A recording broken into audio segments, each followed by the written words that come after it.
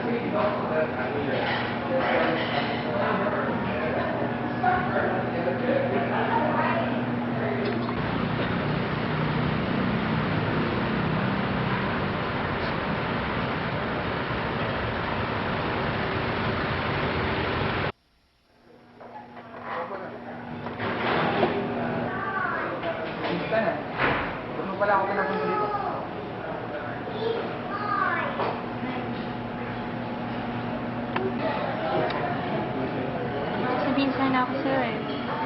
Importante. Ikaw naman. Ano naman yun?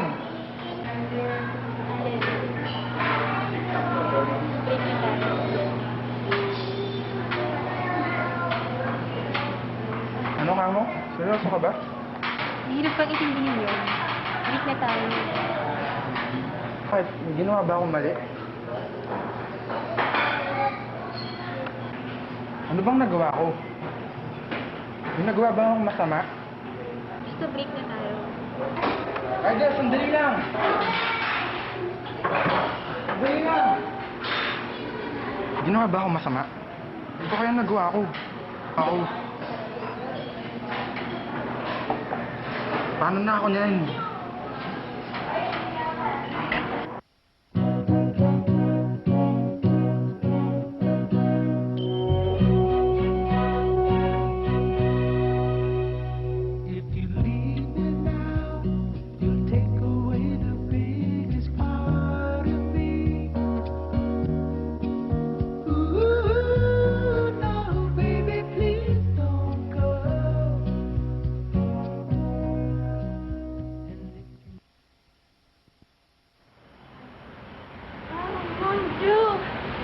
Je ne l'aime pas.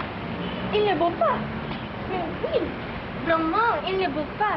Il est très gros, il est très difficile, il est stupide. Oh, je suis seulement...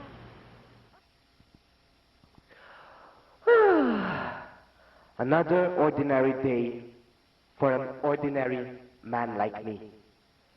Or maybe I just thought so.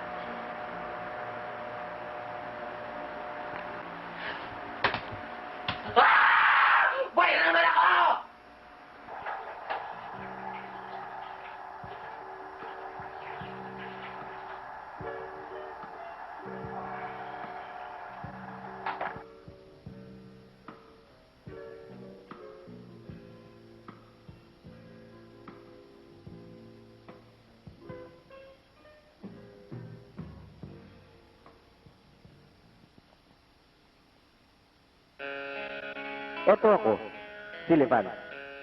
Ang totoo, in love ako. Pero marahil nagtataka kayo kung bakit bad trip ako. Pakiwari ko kasi may ginawa akong mali. Religyoso naman akong tao. Pakiramdam ko, may sinasaktan ako. Pero hindi naman ako nakikipag-away. Hinala ko, may sumusunod sa akin. Pero ano nga bang nagawa kong mali? Ewan ko nga ba? Heto ako, nung magsimba ko. Masigasig na ginagawa ang aking tungkulin bilang isang anak ng Diyos. Kitang-kita nyo naman, mataimtim na pagtawag ko sa Diyos Ama at sa kanyang anak na si Hesus Kristo. Walang mintis, tuwing linggo at piyesta opisyal. Ngunit sa lahat, ang pinakakatangi-tangi ko ay si Mama Mary. Ave Maria, gratia plena Dominus tecum, benedicta tu in mulieribus et benedictus fructus ventris tui, Iesus. Sancta Maria Mater Dei, ora pro nobis peccatoribus, nunc et in hora mortis nostre. Amen. Amen. Masaya nga ako. May nagmamahal sa akin. Pero bakit parang may sabit ang mga ginagawa ko? Ewan ko. Siguro sa sarili ko. O sa girlfriend ko. Ay, hindi ko alam.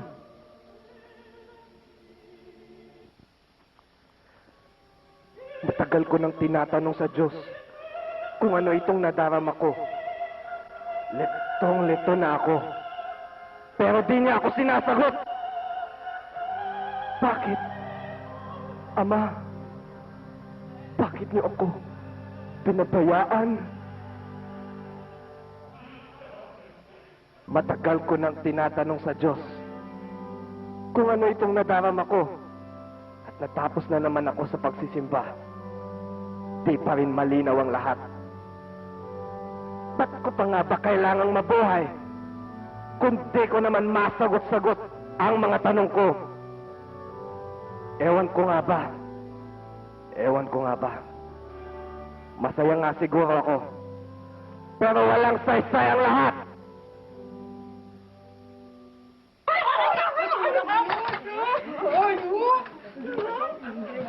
Hindi ko makakasal sa'yo!